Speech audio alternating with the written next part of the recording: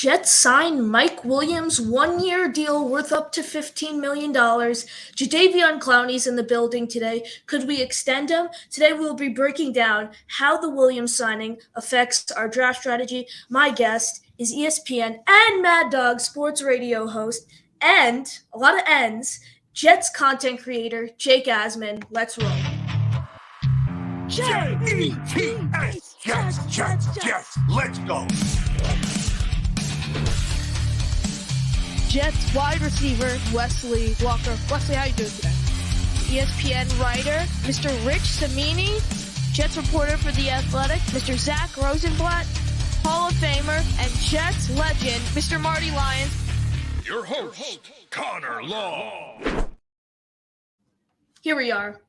Will the Jets add another big name? Jadeveon Clowney's in the building. No egg sandwich, but our guest is someone who talked to the mastermind behind the Taylor ham sandwich. Mr. Jake Asman joining the show. Jake, how you doing today? Connor, I'm great. I love the intro. Gator did a great job, so I'm excited. I'm excited to be back on with you, man. It's nice that you could take time out of your day to talk with me. It's nice that you could take time out of your day to join my show. I mean, great to have you. I mean, obviously the big news, Mike Williams signing this deal. So we'll hop right into it. Do you now there was talks after the Tyron Smith that, okay, now we're averting from the left tackle strategy. Now we can go anywhere with wide receiver. We could trade back right now. I'm kind of team trade back personally, get more weapons. But Gator, as we see in here, he was on Ryan's call-in show last night. And he came up with a mastermind plan. It made a good amount of sense to me. I understood it. Some might not. But he said, we should trade up to 5, beat the Vikings into the top 5, and then trade back out. And maybe there was talks that we could get, if we did that, maybe 2 first-round picks according to the draft value chart. So where do you stand right now? Where you stay at 10, trade up maybe, trade down? Where are you on this current draft position? Well, how would that work? So the Jets would trade up to 5 and then trade back? Why wouldn't the Chargers just take the best offer and move back, and then they would get the most amount of picks?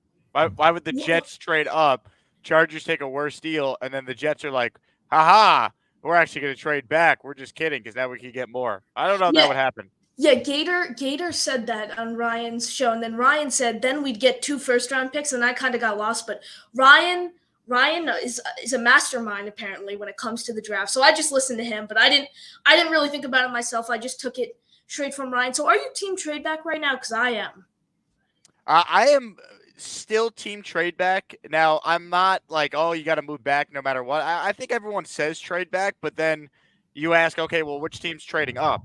And then people are like, and then I ask, okay, well, which player specifically are these teams trading up for? So I think it's easier said than done. If they can move back, I'm on board with the idea of moving back and still taking a top offensive lineman, a top receiver. I know there's a lot of Jet fans that like Brock Bowers that feel more comfortable taking a tight end that high if you move back a couple spots first. But yeah, I mean, look, I think the Jets have allowed themselves to have a multitude of options in this draft next month, and that was not something I wasn't too sure or confident they were going to be able to do. I think it's a credit to the job Joe Douglas has done with some of these signings where they don't have an obvious hole now, entering this draft next month. And it's totally different than what happened a year ago. Yeah, I totally agree. Bowers I look at and I think he's very, very solid. And I like him because he can kind of play all over the place. But, I think a team would value him a lot more than the Jets would, but depending on the package, I would love to move down. So now let's go into the chat. Alan is a huge Daniel Jeremiah fan, and he's saying first Jet YouTuber who gets a full-length interview with Daniel Jeremiah wins. So Alan, I emailed Daniel Jeremiah again today after I saw that.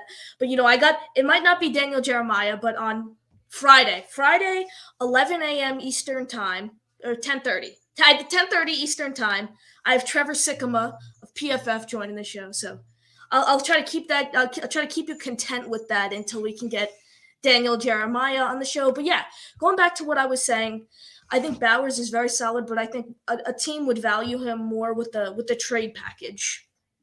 Yeah, look, I like Brock Bowers. Like, I'm not trying to knock him. I just worry about the Jets being the team that gets it right. taking a tight end that high. So I'd prefer a receiver in that spot. Hell, I'd prefer another offensive lineman in that spot. If they could trade back and a team's coming up for Bowers, God bless that team. Let them do it. And I hope the Jets get as much draft capital as possible. Yeah, I mean, before pre-combine, a little after Mobile, there were a lot of talks of possibly the Chargers taking Bowers at 5, and then it was Joe Wald, and now Daniel Jeremiah, who covers the Chargers, is saying that they're going to trade that. It's with all this mock draft stuff. It's a little confusing. Yeah, it's what makes it kind of fun, right? There's all these different scenarios, and that's what's fun about the Jets situation now, Connor, right? Like for a while, let's be real, they needed an offensive lineman, and you could argue they still do, but at least we could debate moving up. We could debate taking a tight end. We could debate taking a receiver. Honestly, I would not like this, but you could argue, hey, if one of the top quarterbacks is there and the Jets love him, you could take that guy. I don't think they would do that, but it's at least like a real conversation that you could have.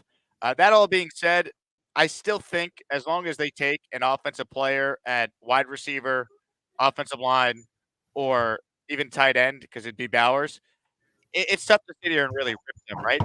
They Yeah. take BPA and they get it right. That's the bottom line. Just pick a really good player when you're picking that high in the draft. That's what you got to do more than anything else. Yeah, I totally agree. We got a caller on the line. Jake, you ready to go to the caller? Oh, am I ready? Okay, here we go. We got Nick T joining the show. Nick, how you What doing? is up, guys? What is up? Good to see you, Nick? man. How you doing? Good. No, I figured I'd call in and support my two favorite guys here. Our future GM, Thank you. Connor, our future Jets GM, once hopefully Joe Douglas retires, 10, 15 years from now with a couple Super Bowls under his belt. Who's going to buy a nice Brandon Ayuk jersey when he does get traded. No, it's a rainy day here in Jersey and probably in New York too. I don't know where you're from, Connor, but I know Jake's. No, it's nice here. But- It's cloudy. It's cloudy, but it's not raining. Nick, are you there? Yeah, I'm here. Nothing can rain on our parade, right?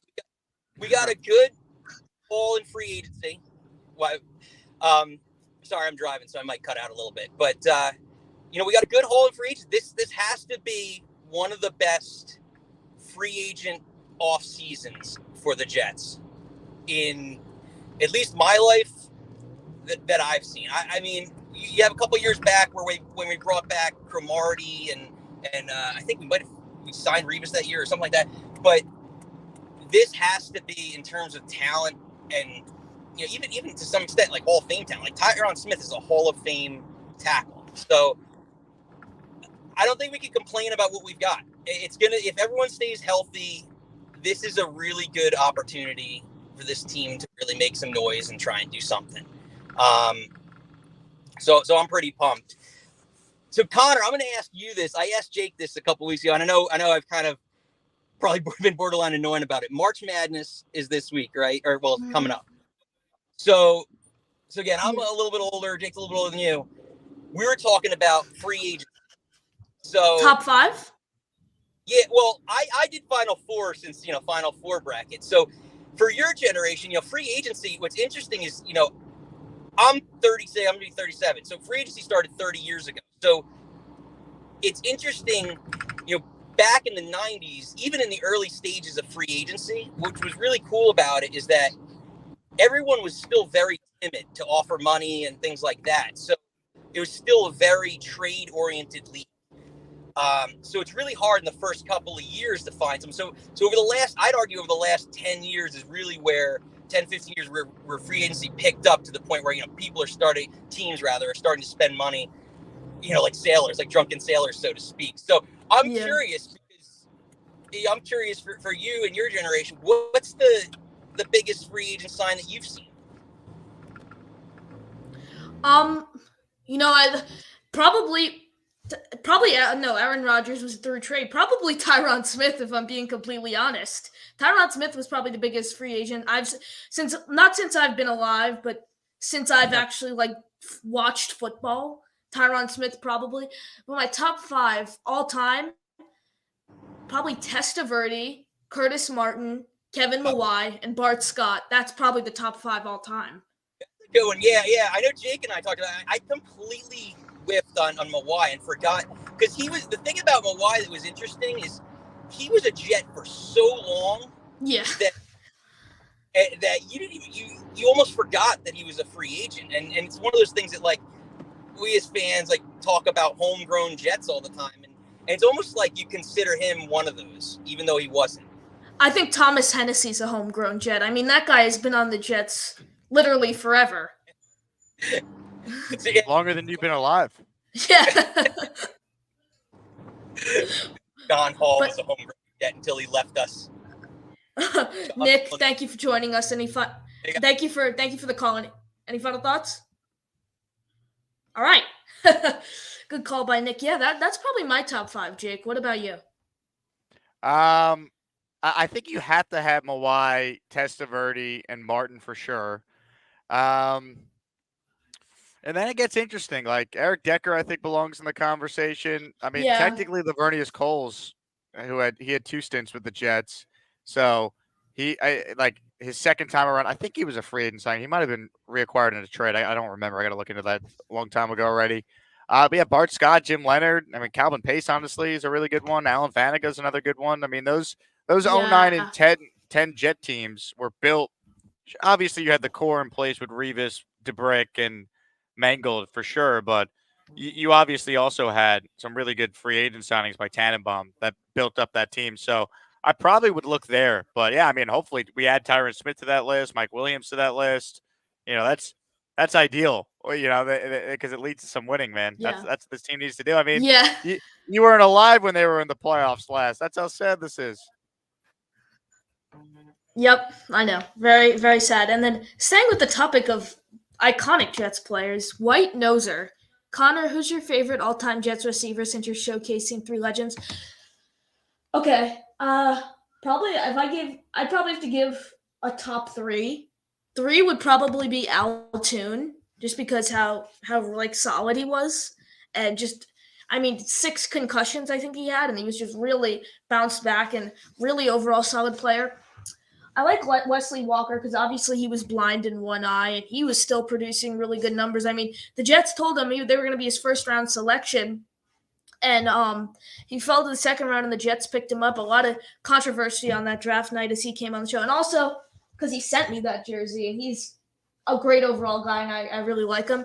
And Wayne Corbett, probably my first overall, just because I mean no one really had any standards for him. I mean, I think he was undrafted, right, out of Hofstra, little shorter guy. I think 5'8", 5'9", and he came in. They had no expectation for him, and then Ring of Honor 2014. So that's probably my top 3 receivers all time. What about you, Jake?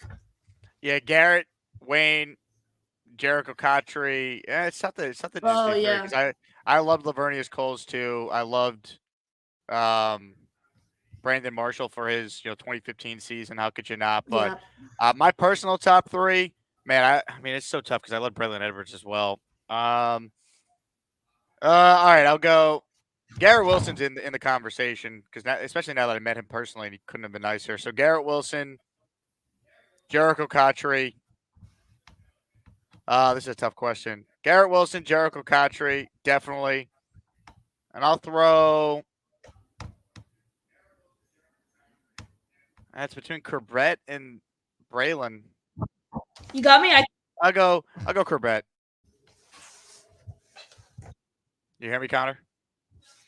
Hello. I'm still here. I see you. Hello. I see you. I think I'm all by myself now. Am I all by myself? Oh, yeah, you froze. I've been on the other end of this. It's a terrible feeling as a content creator, let me tell you, folks.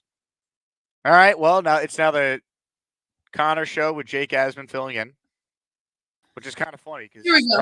Future anyway, with Connor taking my job. Oh, you're back. Hello. You got me? Oh, I got you. Yeah, do you got me? Yep, I got you. Hello? All right, here we go. I think you got me? I got you. Yeah. All right, here we are. All right, sorry, something wrong with my headset, but I mean the Jets receivers have been really, really solid. Like if you think about it, like compare this team hasn't made the playoffs in 13 years. It is now, But I mean, they sure have had solid receivers all time. I mean, you could. It was hard for anyone to pick a top three based on the guys we've really had. Johnny's asking when am I going to get myself a Huga House fit? I don't know. I got to get myself a Huga House hat, and I also got to get myself some Roan apparel. Two sponsors there of we the go. Jake Asman Show. And Connor, I don't know if you could grow a beard yet, but when you can, I'll make sure I send you some Copper John's beard oil. All right. I love it. I love it.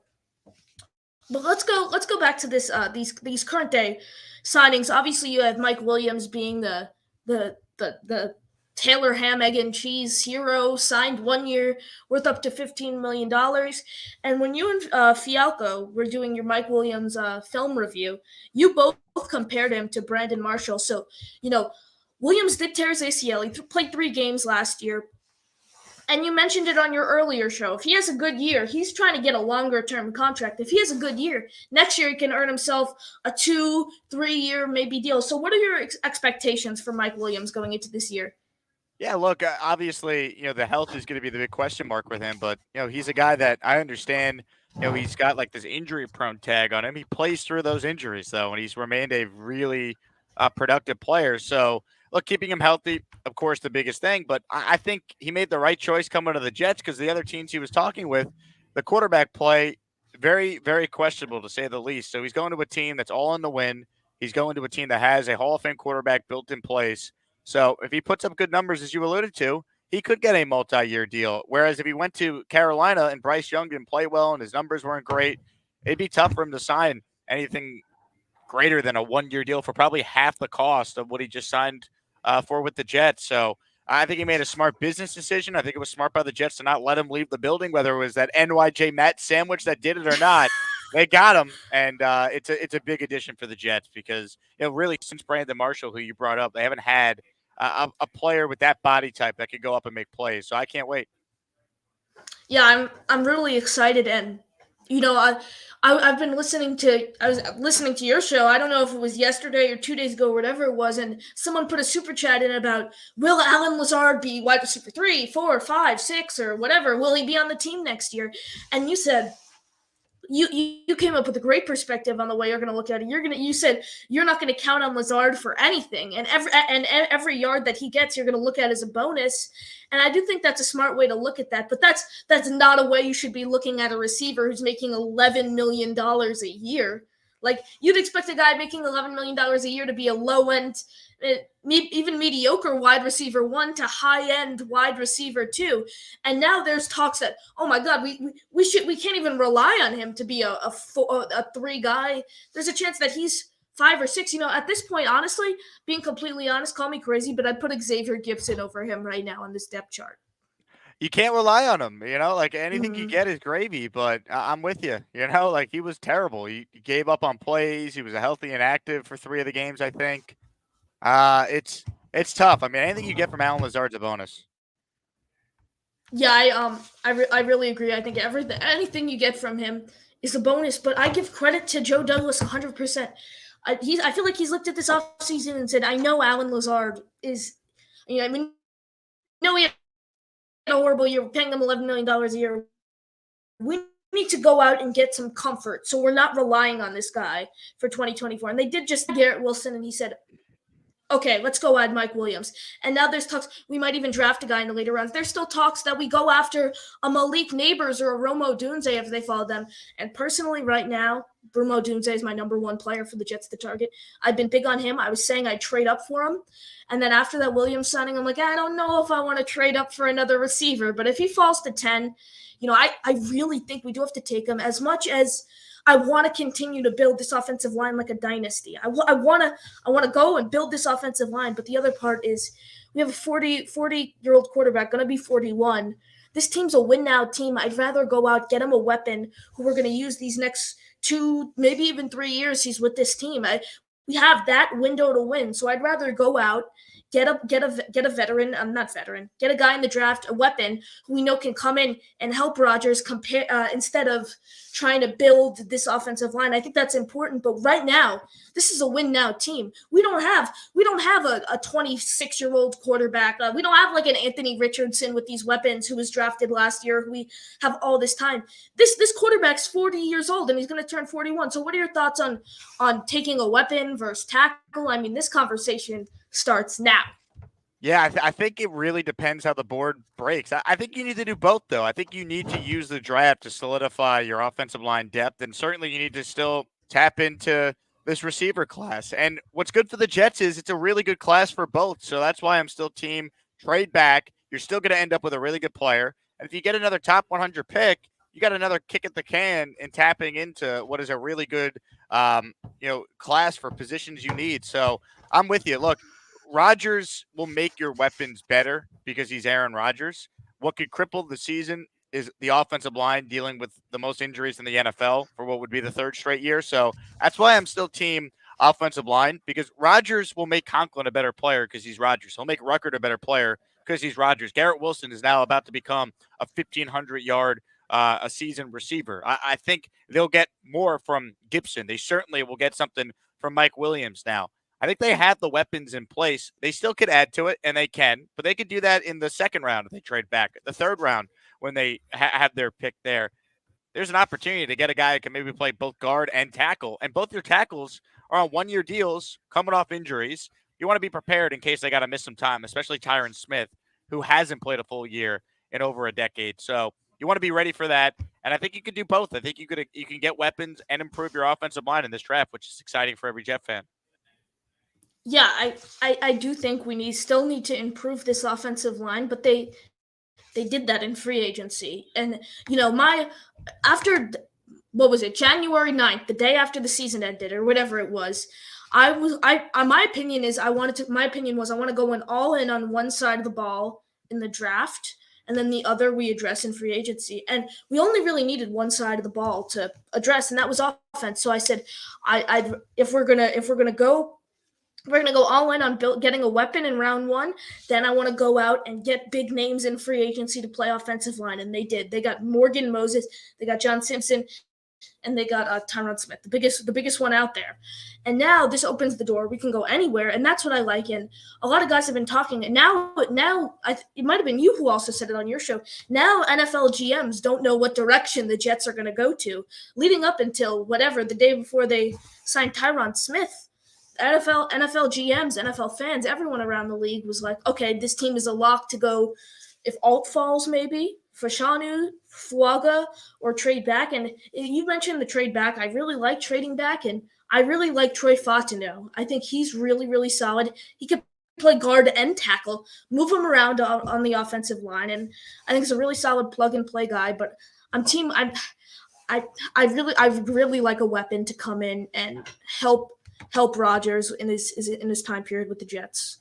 Yeah, look, he's certainly an intriguing prospect because of the position flexibility. So yes. I'm with you, man. If he could play guard for a year if someone gets hurt, or he has to go in a tackle if something happens to Tyron Smith for the 5 games you're probably expecting him to miss, you're covered. So that'd be the guy I'd love for them to take. And Connor, don't be surprised if they just take him at 10. Another Connor who I respect.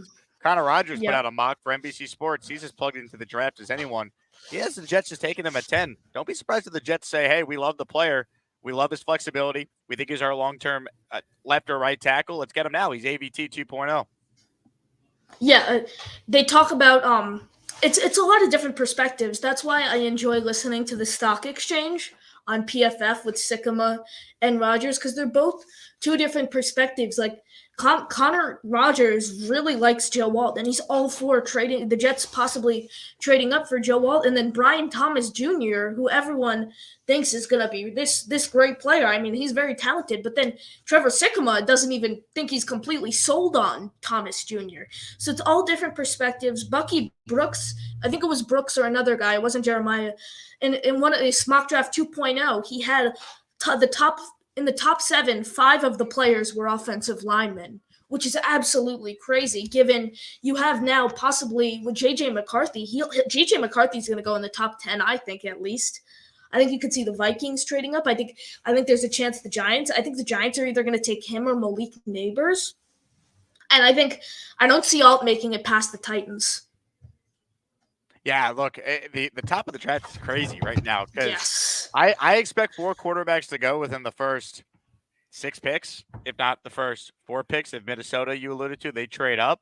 So when's the run on receivers start? Is there a scenario where even like Rome Odunze makes it to 10 somehow? If a couple defensive players go in front of the Jets, maybe teams love these offensive tackles, and all of a sudden, here's a stud receiver you didn't think would be there. And the Jets took a Dunze. I'd have no issue with that at all. So I think that's what's so exciting. We don't know how it's necessarily going to play out. It's not as cut and dry as it felt like it was before this offseason. Yeah, like I said, it just goes towards tipping your pick possibly. Now the Jets GMs are like, oh God, knowing the Jets, they took Roger Vick in 1989 with the 21st overall pick at fullback. They could do anything, and I would really though, like I said, weapon at 10. Get Roger someone who he could throw to, but one thing I don't like, I really like Bowers, but the thing I don't like, I don't understand why Jet fans don't think Conklin's is a serviceable tight end. I think Conklin's very solid, and look who's throwing him the ball his tenure with the Jets. I think Rodgers is only going to make Conklin better, and I think this tight end room with him and Ruckert, I think those two could be very solid next year. I agree. The Jets have a good tight end room. That's why it's like I'm not in love with the Bowers idea. I won't sit here and say I'd be upset if they did it. I have questions. It's not my personal preference, but if they had a bad tight end room, I'd be like, I get it. But Tyler Conklin is a solid player, and they used a 3rd-round pick 2 years ago on Jeremy Ruckert, and now with Uzama off the team, he's finally going to get a real opportunity to play. I don't think tight end is as big of a need as maybe some make it out to be. Now, the argument for Bowers is that he's more than just a tight end. I get that. Yeah. So I don't know. Why not just take the best wide receiver? Why don't we just do that? Or trade back and take a receiver. So I don't know. That's why I'm still team trade back. Because if you trade back, it opens the door for so many other options. If you think about it, like I know you said Rodgers and his mock draft he put out for NBC. And by the way, Rodgers is all over the place. I don't know if he's still at Bleacher Report anymore, but he's at SNY. He's on NBC. He's the stock exchange. He's doing everything. But like you said, he put a thing where he could see the Jets taking Fatanu, however you say his last name, at 10.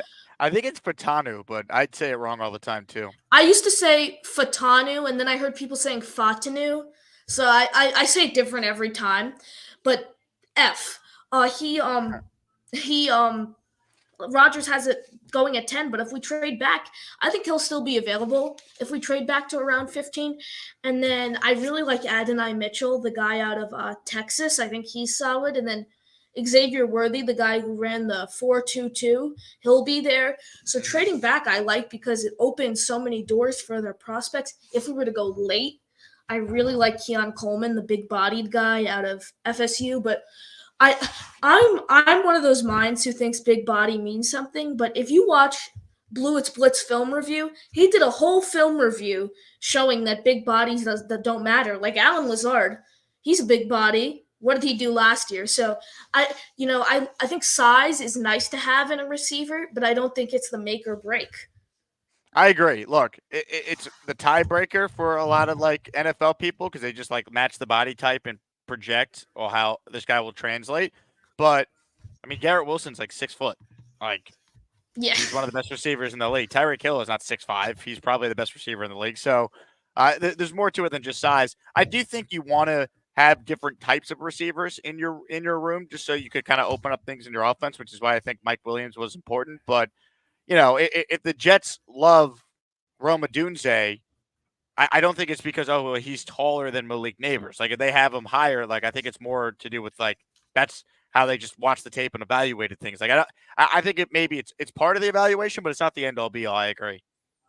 Yeah, it definitely isn't the end-all, be-all. I do think it plays an important role, though. But Keon Coleman is someone I really liked, and I started watching him the day after that Black Friday loss because that's when I knew we needed to transition towards draft because that's when I knew our season was kind of in shambles. That's when I really started watching him, and I really, really like him. his big body out of FSU. I know big body doesn't mean anything, but the catches he can make at his size, I really, really like him. And I think this draft is so deep for a lot of positions. I think offensive tackle and wide receiver, especially, those two positions heavy in the draft. And let's say the Jets go offensive tackle. Let's say the Jets draft Troy Fatanu, or however you say his name, or Olu Fashanu. Go back to the strategy that all Jets fans thought it was going to be until we signed these guys. They're guys, if we were to still trade back and draft an offensive lineman, Ricky Pearsall and Lad McConkey are really solid in the second round. Jalen Polk now is probably going to go in the second round. I really like Brendan Rice out of USC, I think it is, and he's a really good player. So there are so many options if the Jets go even Bowers at 10, or they go tackle, or whatever they do. It opens the door for a lot of options, even if they were to trade back and recoup a couple seconds. Yeah, look, I am 1,000% on board with trading back. The draft's such a crapshoot anyway, Connor. Like, we can love all these prospects, and you really just don't know. So, considering the Jets' needs and how deep it is, if you can get extra picks when you already don't have a second-round pick, to me, that's the most prudent strategy. But as I said, I think at the top of the show with you, you got to find a team that wants to come up.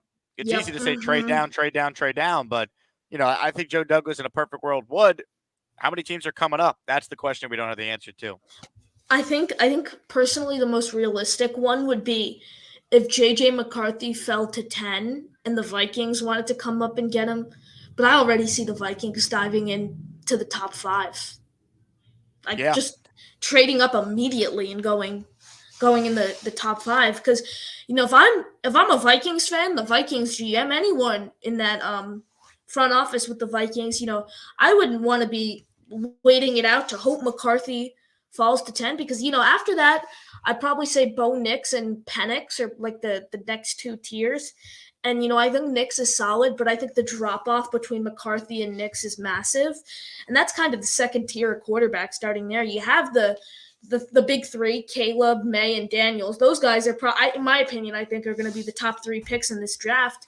And then you have J.J. McCarthy, and there's talk that that's going to be the 4th quarterback drafted in the top 5. So the big 4 really, and then you obviously have the day 3 options. But I definitely don't. It's going to be hard for the Jets, in my opinion, to pair with a team who's a team that's going to want to come up.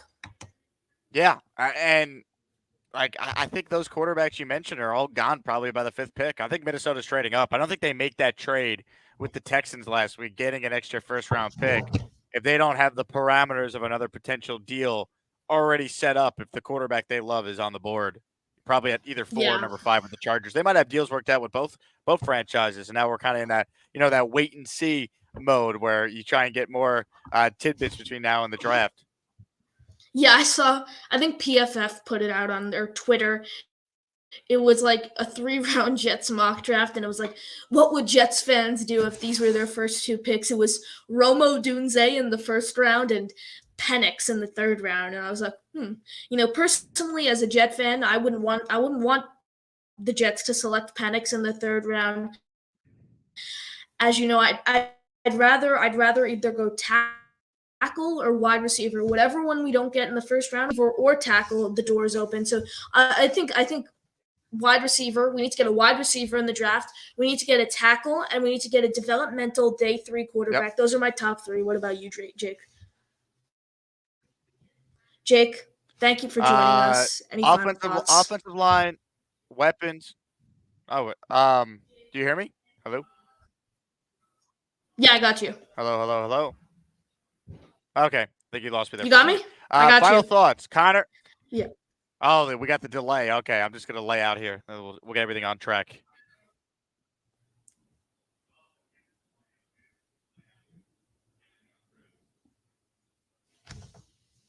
Man, this is a long delay. Connor, keep up the great work, man. I'm not sure when you're going to hear this, maybe like 30 seconds from now, but you're crushing it, man. Thanks for having me on the show. Of course. Great to have you, everyone. Thank you guys for watching. And as always, JETS, Jets.